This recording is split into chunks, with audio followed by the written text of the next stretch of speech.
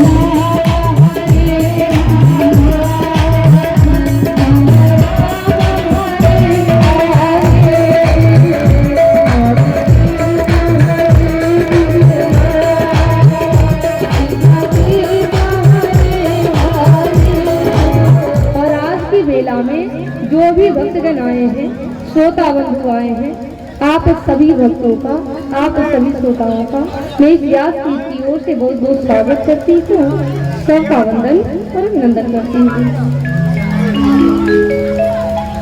तो देखिए, आज कथा का तीसरा दिन हो गया, जहाँ हमने कल छोड़ा था।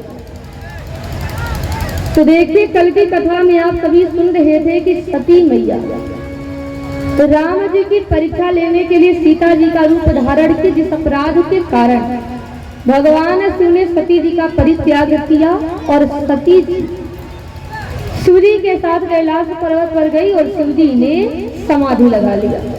तो कल यहाँ तक कथा हुई थी। अब देखिए, शिव जी समाधि लगाए हैं, सती मैया अकेले कैलाश पर्वत पर है। बीते संवत सहस्रतासी तदि समाधि संभू अविनाशी। जब 87,000 वर्ष बीता, तब भोलेनाथ ने यानी भगवान शिव ने अपने समाधि को खोला। अब जैसे ही शिव जी समाधि को खोले, अब सती मैया बहुत प्रसन्न हुई, दौड़ते हुए शिव जी के पास आई और उनके बाईं तरफ बैठने लगी। शिव जी ने तुरंत रोक दिया, कहने लगे, ठहरो ठहरो देवी, अब आपका स्थान हमारी बाईं तरफ नहीं है, अब आपका स्थान हमारे सामने है। तो ध्यान देंगे, कहते हैं कि माँ का स्थान सामने होता है। ध्यान दीजिए, माता का स्थान सामने होता है और पत्नी का स्थान बाईं तरफ होता है। लेकिन आज भोलेनाथ ने, भगवान शिव ने अपनी पत्नी को अपनी मां के स्थान पर बैठने को कहा, सामने बैठने को कहा। क्यों? देखिए, सती मैया हमारे राम जी की परीक्षा लेने के लिए सीता जी का रूप बनाती है और शिव जी सीता जी को मां कहते हैं, मां मानते हैं। यानी सती जी ने शिव जी की माता का रूप बना लिया और यही कारण है कि भगवान शिव ने सती जी को अपनी मां के स्थान पर बैठने को कहा। तब सती मैया रोती है। भाई, रोने वाली बात भी है, क्योंकि इसके पहले जब सती जी शिव जी के पास आती, या तो भगवान शिव सती जी को अपनी गोद में बिठाते या अपनी बाईं तरफ बिठाते। पहली बार भगवान शिव ने सती मैया को सामने बैठने को कहा और यह देखकर अब सती जी रोने लगी। लेकिन देखिए कहते हैं कि भगवान शिव करुणा के अवतार हैं। कर्पूर गौरम करुणावतारा, भगवान शिव करुणा के अवतार हैं। जब सती मैया रोती है तो शिव जी को दया आ जाती है। तब शिव जी क्या करते हैं, लगे कहन हरि कथा रसाला, लगे भगवान जी की कथा को सुनाने। तो ध्यान दे, समझने वाली बातें हैं। यहाँ पर शिवजी सती मैया को कथा सुना करके मानो पूरी दुनिया को संदेश दिए हैं कि प्यारे, अगर दुख से बचना चाहते हो तो केवल एक काम करो, केवल राम कथा का आश्रय ले लो, इस राम कथा का सहारा ले लो। जानते हैं क्यों? क्योंकि राम कथा में वो पावर है, वो शक्ति है जो रोने वाले व्यक्ति को भी मुस्कान प्रदान कर देती है। रोने वाले व्यक्ति को भी ये कथा जो है हंसा देती है। इस कथा में वो पावर है, वो ताकत है, वो शक्ति है। अच्छा, आप सबने अनुभव भी किया होगा, तीसरा दिन हो गया। आप जितनी देर यहाँ कथा में बैठे रहते हैं, ध्यान दीजिए, जितनी देर कथा में रहते हैं, 2 घंटा, 3 घंटा, 4 घंटा, उतनी देर किसी भी प्रकार की कोई चिंता नहीं रहती, कोई टेंशन नहीं है, कोई दुख नहीं है। यहाँ बैठे हैं, मन बिल्कुल शांत है, कोई चिंता नहीं, कोई टेंशन नहीं, कोई दुख नहीं। लेकिन कथा सुनने के बाद, लीला देखने के बाद जब घर को प्रस्थान करेंगे, ध्यान दीजिए, जब घर को जाएंगे तो जिनकी जो समस्या है, जिनका जो कष्ट है, जिनकी जो परेशानी है, वो बाहर गेट पर बैठा है। यहाँ बैठा का आश्रय ले रहे हैं, कथा को सहारा बना रहे हैं। तो ये कथा इतनी सुख दे रही है, तो विचार करके देखिए कि अगर जीवन पर्यंत कथा का सहारा ले ले, कथा को आश्रय बना ले, तो विचार करिए कि आपका जीवन कैसा हो जाएगा। जीवन की हर समस्या का समाधान इस राम कथा में भरा है, सब कुछ राम कथा में है। उदाहरण से समझना है तो रामचरितमानस में थोड़ा आगे चले। हनुमान जी सीता जी से मिलने गए, सीता मैया को दुखी देखे तो हनुमान जी ने क्या किया, रामचंद्र गुण वर नहीं लागा, सुनते ही सीता दर्द से भागा। लगे राम जी के गुणों का बखान करने, राम जी की चर्चा करने। अब सीता मैया ने सुना, उनका दुख दूर हो गया। सोचिए कि जब सीता जी का दुख दूर हो सकता है तो हमारा और आपका दुख दूर क्यों नहीं होगा। कर देते आप। कथा को सुनना होगा, समझना होगा। मेरी माई, अब ये नहीं है कि केवल तन को कथा में ला दीजिए, बैठे बैठे सोने लगे और सोचिए कि कथा ने हमको सुख नहीं दिया। कथा में आई, एक दूसरे से बतियाने लगी और सोचिए कि कथा ने हमको सुख नहीं दिया। और हम देख रहे हैं कि 2-3 जगह ग्रुप बना हुआ है।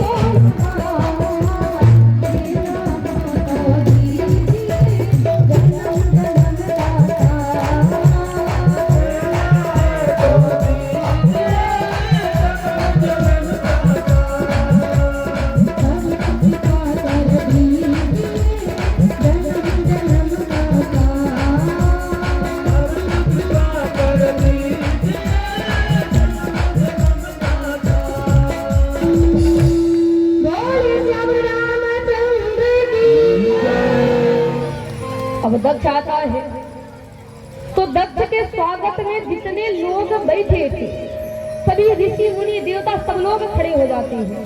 अब दक्ष की जय जयकार होने लगती है, पुष्पों की वृष्टि करने लगते हैं, पुष्प बरसाने लगते हैं। लेकिन अब दक्ष के स्वागत में 3 लोग खड़े नहीं होते हैं। और ये 3 कौन हैं? ब्रह्मा, विष्णु, महेश। ये 3 लोग दक्ष के स्वागत में खड़े नहीं हुए।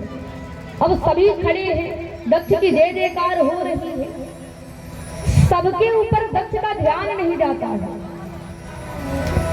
3 लोगों पर उसका ध्यान चला जाता है। अब दक्ष सोचता है कि आखिर ये 3 कौन है जो हमारे स्वागत में खड़े नहीं हुए। अब ध्यान से देखता है, ब्रह्मा जी को देखता है, सोचता है चलो कोई बात नहीं, हमारे पिताजी हैं, हमारे स्वागत में खड़े नहीं हुए, कोई दिक्कत नहीं। भगवान विष्णु को देखता है तो सोचता है कि चलो ये हमारे दादाजी हैं, हमारे स्वागत में खड़े नहीं हुए, कोई दिक्कत नहीं। लेकिन जैसे ही शिव जी को देखता है अब दक्ष का दिमाग जो है खराब हो जाता है। दक्ष सोचता है कि ये हमारा दामाद है, मैं इसका ससुर हूँ, लेकिन हमारे स्वागत में ये खड़ा नहीं हुआ। अब दक्ष का दिमाग खराब होता है। मंच पर आते ही दक्ष जो है भाषण चालू कर देता है, कहता है सुनो मेरे भाई बहनों, यदि किसी सभ्य समाज में अगर कोई असभ्य व्यक्ति आकर बैठ जाता है तो उस समाज की गरिमा बिल्कुल गिर जाती है। किसी सभ्य समाज में कोई असभ्य व्यक्ति बैठ जाए तो समाज की गरिमा नहीं रह जाती, और यहाँ एक असभ्य व्यक्ति आकर बैठ गया है। अब जैसे ही इस बात को दक्ष कहता है, अब सभी लोग इधर उधर देखने लगते हैं, सभी सोचते हैं कि आखिर यहाँ असभ्य कौन बैठा है। दक्ष कहता है इधर उधर क्या देख रहे हो, क्या तुम सबको ये शंकर दिखाई नहीं दे रहा? इसके समान संसार में असभ्य कौन होगा, जिसके पास न घर है न द्वार है, नंगा रहता है, भूत प्रेत इसके सेवक है, इसके समान असभ्य कोई नहीं होगा। अब जैसे ही दक्ष इस बात को कहता है, अब एक कहने लगा कि महाराज कैसी बातें बोल रहे हैं, क्या भूल गए हैं, क्या आपको पता नहीं है कि शिव जी आपके दामाद हैं? आपने अपनी बेटी का विवाह इनके साथ करा है। जिस समय बेटी का विवाह आपने इनके साथ किया, क्या उस समय इनके अंदर आपको असभ्यता दिखाई नहीं दी? दक्ष कहने लगा कि उस समय भी मुझे इसके भीतर असभ्यता दिखाई दी थी, लेकिन मैं अपने पिता ब्रह्मा के कहने पर अपनी बेटी का विवाह इसके साथ कर दिया। कहाँ मेरी सुंदर सुकुमार बेटी और कहाँ ये बंदर जैसे नेत्रों वाला ये हमारी बेटी की लायक ही नहीं है। मैं तो केवल अपने पिता के कहने पर अपनी बेटी का विवाह किसके साथ किया। अब देखिए दक्ष जो है लगा भगवान शिव को गाली दे, लगा गरियाने। अब शिव जी की ओर से नंदी भगवान ने धीरे से शिव जी से पूछा। नंदी भगवान ने कहा कि प्रभु अगर आपकी आज्ञा हो तो मैं 1 मिनट में इसकी बोलती बंद करूं। शिव जी कहने लगे कि जो सामने होकर हमें गरिया रहे हैं वो कोई और नहीं, हमारे ससुर हैं। और भाई ससुराल की गाली सबको सुननी पड़ती है। वो हमारे ससुर है, हमको गरिया रहे हैं, हम सुन रहे हैं, तुम भी सुन लो। अब शिव जी ने नंदी भगवान को समझाया, नंदी जी शांत हो। अब देखिए दक्ष जो है शिव जी को गरियाते गरियाते अब भगवान शिव को श्राप दे दिया। कहने लगा कि मैं शंकर को श्राप दे रहा हूँ कि आज के बाद इसे किसी भी यज्ञ में कोई स्थान न दिया जाए। अब जैसे ही दक्ष ने शिव जी को श्राप दिया, अब दक्ष इस श्राप को सुन करके अब शिव जी की ओर से नंदी भगवान खड़े हो गए। नंदी जी दक्ष से कहने लगे कि रे मूर्ख दक्ष, सबके मन में तो इतना मतवाला हो गया है कि भगवान शिव की महिमा को भूल गया। भगवान शिव देवों के देव महादेव हैं, कालों के काल महाकाल हैं, वो करुणा के अवतार हैं। कुछ तुम्हें बोल नहीं रहे, इसका मतलब ये नहीं है कि तुम्हारे जी में जो आएगा तुम उनसे बोलेगा। और फिर देखिए शिव जी की ओर से नंदी भगवान दक्ष को श्राप देते हैं कि मैं भी तुम्हें श्राप देता हूँ कि अब तुम्हारे पास बकरे का सिर होगा। अब नंदी भगवान ने दक्ष को श्राप दिया तो दक्ष की ओर से भृगु मुनि खड़े हो कहने लगे, रे मूर्ख नंदी, यहाँ पर ससुर और दामाद के बीच में बातें हो रही है, झगड़ा हो रहा है, तू कौन होता है बीच में बोलने वाला। और फिर भृगु मुनि जो है शिव जी के सारे गणों को श्राप दे दिए कि हम शंकर के सारे गणों को श्राप दे रहे हैं कि सारे गण पाखंडी हो गए। अब शिव जी के सारे गण खड़े होकर के भृगु मुनि से कहती है कि ये कई करके विमान जा रहे हैं, सभी देवता बैठे हैं, सभी देवियां बैठी हैं, सब गज कर बैठे हैं। अब सती मैया को टेंशन होता है, चिंता होती है। सती मैया सोचती है कि आखिर ये सभी देवता, ये सभी देवियां इतने सज धज के, इतने श्रृंगार करके आखिर कहाँ जा रहे हैं। सती मैया को बड़ी टेंशन होती है। और ध्यान देंगे माताओं का ये स्वभाव होता है, माई लोगों की ये आदत होती है कि अगर पड़ोसन थोड़ा बढ़िया साड़ी पहन ले, मेरी माई लोग अगर पड़ोसन थोड़ा बढ़िया साड़ी पहन ले, थोड़ा श्रृंगार कर ले, मेकअप कर ले, तो दिल से बताइएगा टेंशन होता है कि नहीं होता है? बताइए। अगर आपकी पड़ोसन नया नया साड़ी पहन ले, थोड़ा मेकअप कर ले, तो चिंता होती है कि नहीं कि ये कहाँ जा रही है? होता है ना? ये माताओं का स्वभाव है, आदत है। अब आप ये मत सोचिएगा कि हम कह रहे हैं, हम भी आप ही की श्रेणी में आते हैं। तो सती मैया को बड़ी टेंशन हो जाती है, सोचती है कि आखिर ये सभी देवता, सभी देवियां जा कहाँ रहे हैं। बार बार ऊपर देखती है, शिव जी कथा करने में लगे हैं। तो देखिए, जिनका मन कथा में नहीं लगता है उनकी पहचान क्या है?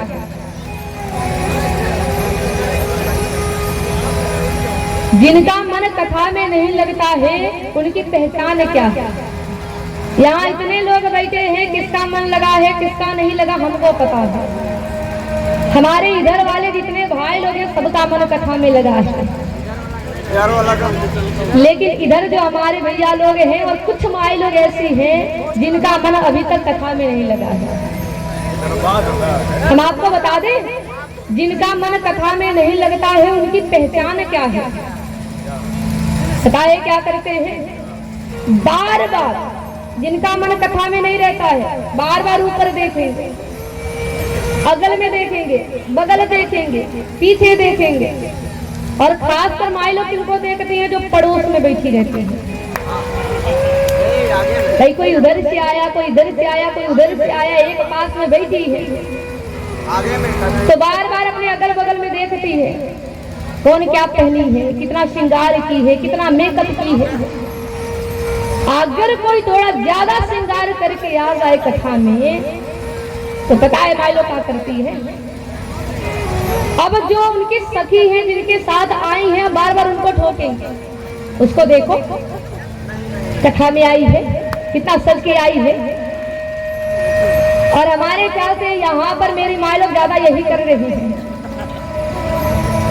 और मेरे भाई लोग की पहचान पता है क्या है? जिनका मन कथा में नहीं रहता है बार बार घड़ी देखते हैं, कब समय हो, कब कथा का विराम हो। जिनका मन कथा में नहीं लगता है और जिनका लग जाता है कितनी देर कथा हो रही उस पर भी ध्यान नहीं जाता। अब सती जी का मन नहीं लग रहा, बार बार ऊपर देख रही है, शिव जी मस्ती में कथा बोल रहे हैं। अब शिव जी का ध्यान सती जी पर जाता है। कहते हैं देवी बार बार ऊपर क्या देख रही हो? सती जी कहती है महाराज क्षमा करना, लेकिन अभी अभी इधर से कुछ विमान गए हैं। शिव जी बोले जहां कोई आपको बुलाए ना बुलाए, पत्र भेजे ना भेजे, आपका पूरा हक है, पूरा अधिकार है इन 4 जगहों पर बिना बुलाए जाना चाहिए। और ये 4 जगह कौन कौन से? पहला है अगर आप तीर्थ यात्रा करने जा रहे हैं, नहीं, पहला है माता पिता के यहाँ। आप अपने माता पिता के यहाँ बिना बुलाए जा सकते हैं। ध्यान देंगे, आपके माता पिता कोई अनुष्ठान कर रहे, कोई काम कर रहे, कोई फंक्शन कर रहे, आपको नहीं बुलाए हैं, तो अपने माता पिता के यहाँ आप बिना बुलाए जा सकते हैं। दूसरा है गुरु के यहाँ, आप अपने गुरु के यहाँ भी बिना बुलाए जा सकते हैं। तीसरा है मित्र के यहाँ, मित्र के घर आप बिना बुलाए जा सकते हैं। और चौथा है सामाजिक कार्यक्रम, सार्वजनिक कार्यक्रम, जैसे आप सबके गांव में यज्ञ हो रहा है, कथा हो रही है, तो ऐसे स्थान पे आप बिना बुलाए आ सकते हैं। इन 4 जगहों पर आपको कोई बुला रहा है कि नहीं बुला रहा है, निमंत्रण दे रहा है कि नहीं दे रहा है, इन 4 जगहों पर आपका पूरा हक है, बिना बुलाए आ सकते हैं। लेकिन एक शर्त है, और शर्त क्या है? तदपि विरोध मान जहां कोई, तहां गए कल्याण न कोई। जहां पर आपका कोई विरोधी हो, आपसे विरोध मानता हो, आप वहां पर बिना बुलाए कभी मत जाइए, चाहे कोई भी स्थान हो। अगर कोई आपका विरोधी है तो बिना बुलाए मत जाइए। ये शिव जी का फार्मूला है। शिव जी कहते हैं कि देवी मैं मानता हूं, मुझे पता है कि वो आपके माता पिता हैं, लेकिन वहां सबसे बड़े विरोधी आपके पिता ही तो, वही हमारे सबसे बड़े विरोधी हैं, हमारा अपमान करना चाहते हैं, इसलिए मैं वहां पर बिना बुलाए नहीं जा सकता। अब सती मैया एकदम नाराज हो जाती है, गर्म हो जाती है, चिल्लाने लगती है कि महाराज आप तो पूरी दुनिया से लड़ते फिरते हो, इसका मतलब ये थोड़ी है कि मैं अपने पिता के यहाँ न जाऊं। आप कैलाश पे रहते हो, कभी यज्ञ नहीं करते, कभी कोई काम नहीं करते, कार्यक्रम नहीं करते, आपको क्या पता कि यज्ञ में कितना काम होता है। मेरे पिताजी यज्ञ करवा रहे हैं, काम में व्यस्त होंगे, हमें निमंत्रण देना भूल गए हैं, इसका मतलब ये नहीं है कि मैं वहां न जाऊं। सती जी कहने लगी कि आपको जाना है जाइए, नहीं जाना मत जाइए, हमें तो मत रोकिए, हम कैलाश पर्वत पे रहते रहते थक चुके हैं, अब हमें जाने की आज्ञा दीजिए। तो ध्यान दे, यहाँ फिर सती जी शिव जी के खिलाफ हो गए।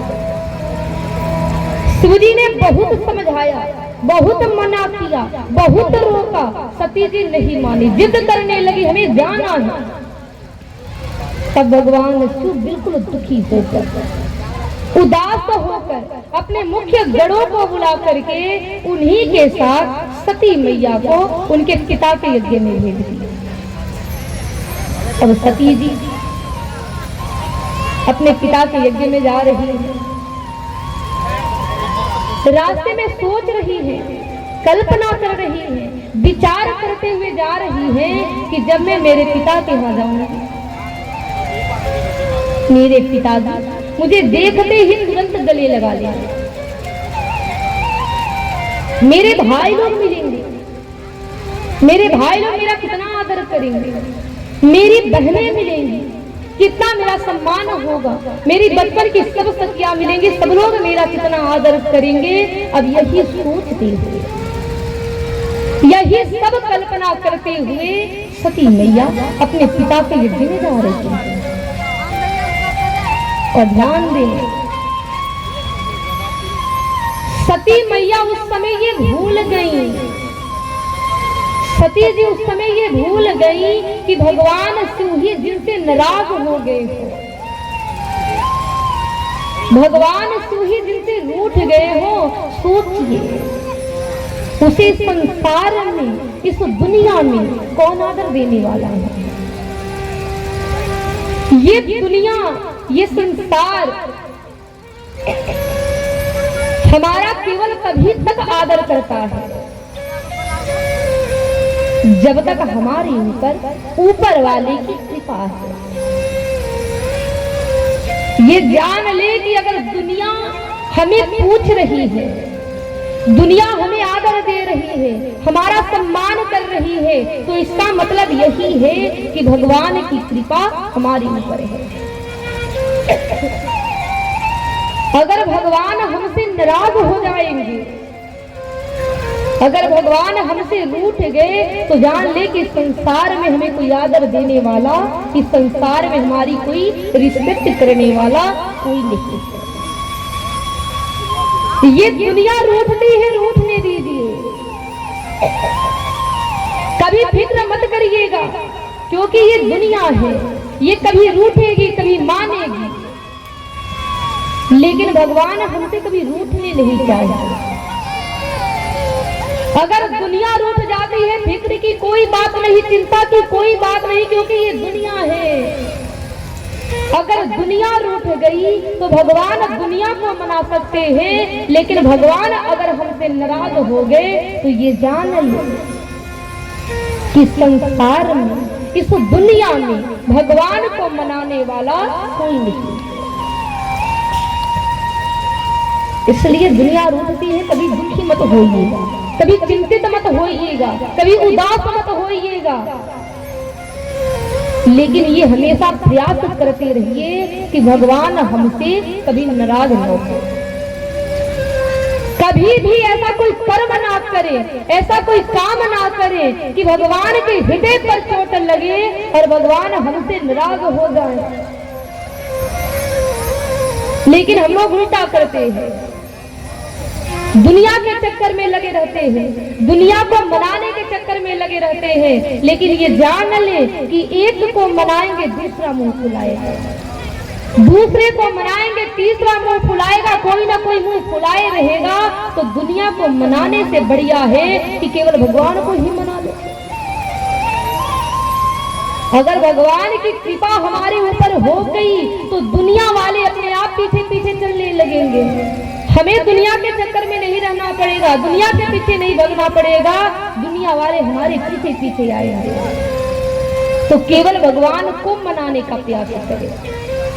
तो आइए एक बार सभी भक्त भगवान से यही कहेंगे कि हे भगवान, हमें दुनिया से कोई लेना देना नहीं, हमें केवल आपका सहारा चाहिए, केवल आपका ही सहारा है। सभी भक्त भगवान से यही प्रार्थना करें। कैसे? कोई ना सहारा बिनु तेरे, हे राम संवरिया मेरे।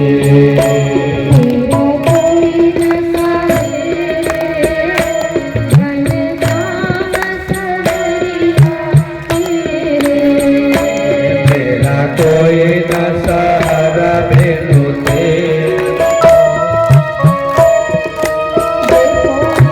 राम संवरिया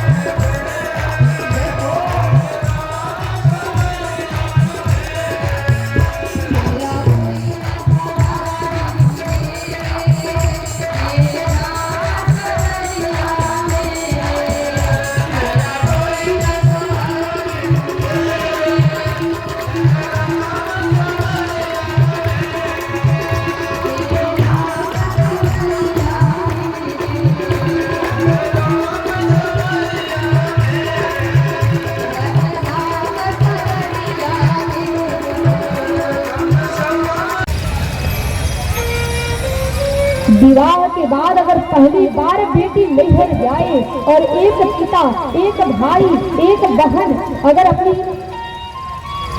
घर में आई बेटी से समाचार मांगे, हाल चाल ना पूछे, तो सोचिए उस बेटी पर कैसा प्रभाव पड़ेगा। और देखिए, कहते हैं कि एक नारी हर जगह अपने अपमान को सहन कर सकती है, लेकिन उसके नैहर में अगर उसका अपमान होने लगे तो वो कभी सहन नहीं कर पाता।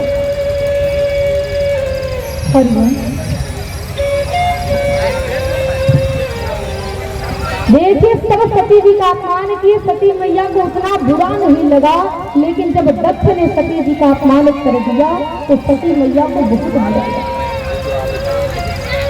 सती जी रोने लगी, आंख में आंसू आ गए। लेकिन बाबा तुलसी कहते हैं कि एक पात्र उस समय ऐसी है जो सती जी को गले से लगा दे।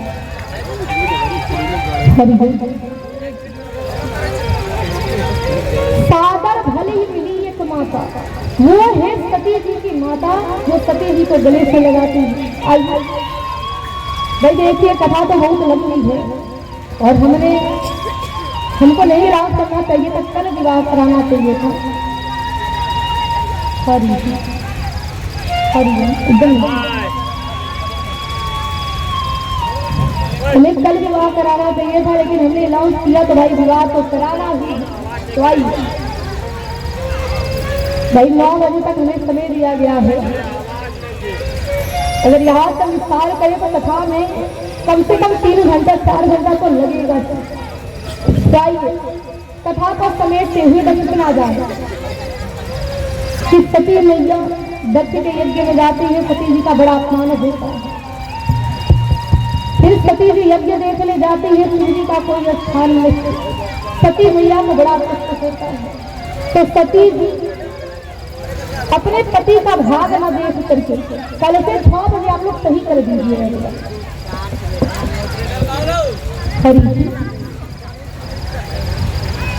भाई सेटिंग जो करने वाले उनको बुलाइए।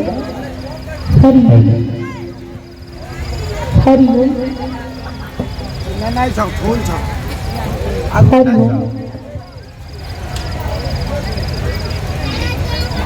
हेलो, यही पे टिपी तो बस इतना जानिए कि सती मैया अपने पिता के यहाँ जाकर अपने को योगाग्नि में जलाकर भस्म करती है। वही सती पार्वती के रूप में हिमवान के यहाँ जन्म लेती है और शिवजी को पति रूप में पाने के लिए जंगल में जाकर कठिन तपस्या करती है। चला चला ना अंदर, भगवान जल्दी पार्वती मैया से विवाह करने को तैयार होते हैं।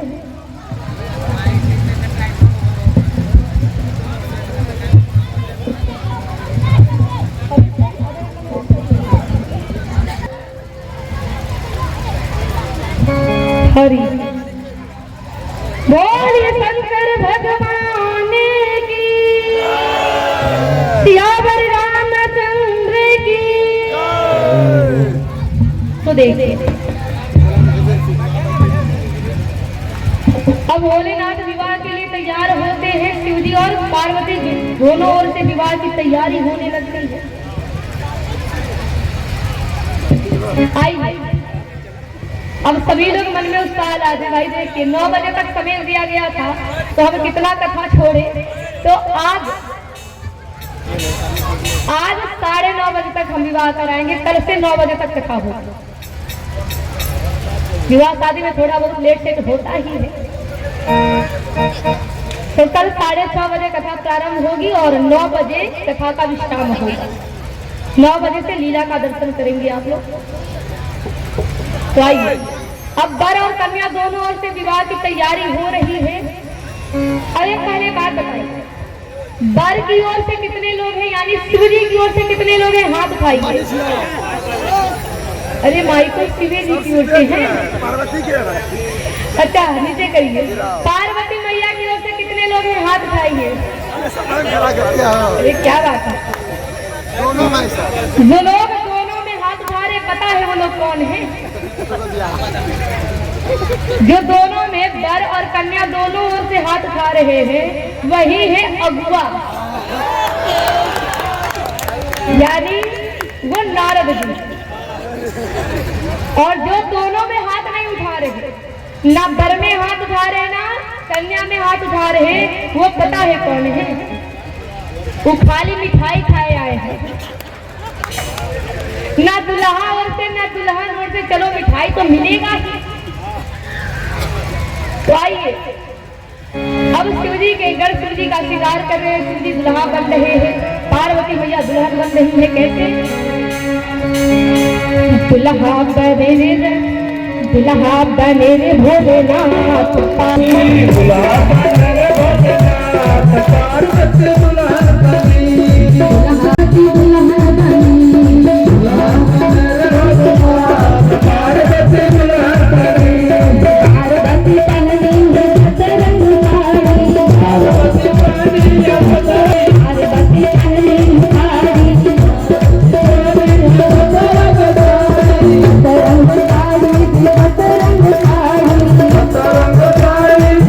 पार्वती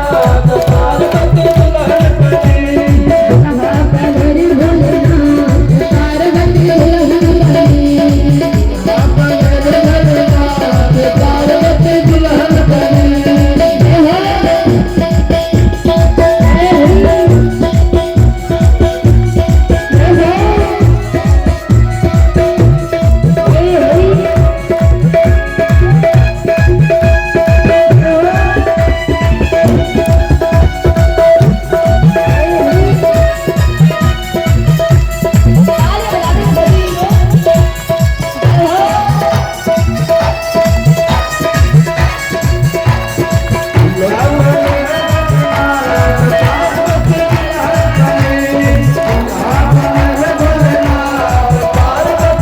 साड़ी,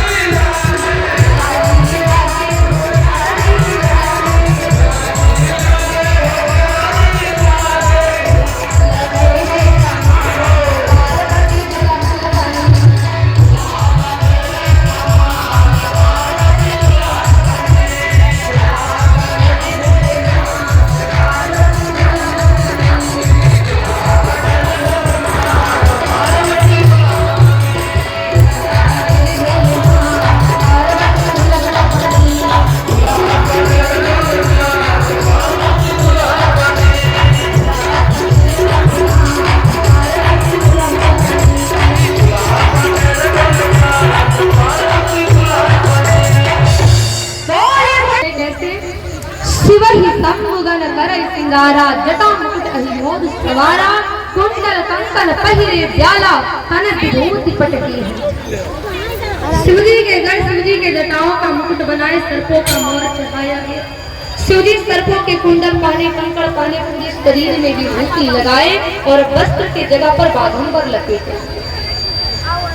शिवजी के सिर पर गंगा जी, मस्तक पर चंद्रमा, गले में विष और छाती पर नरमुंडों की माला है। शिवजी के एक हाथ में त्रिशूल, दूसरे हाथ में डमरू विराजमान है। शिवजी नंदी पर बैठ गए। अब सभी देवता भी सज धज कर आते हैं। देवताओं का समाज बड़ा ही सुंदर लग रहा है। लेकिन वो समाज दुल्हे के लायक नहीं है। तो भगवान विष्णु सभी देवताओं को बुलाते हैं, कहते हैं कि हमें अपने अपने समाज को अलग लेकर चलना चाहिए। लेकिन वह समाज, विष्णु भगवान कहते हैं क्योंकि ये समाज हमारे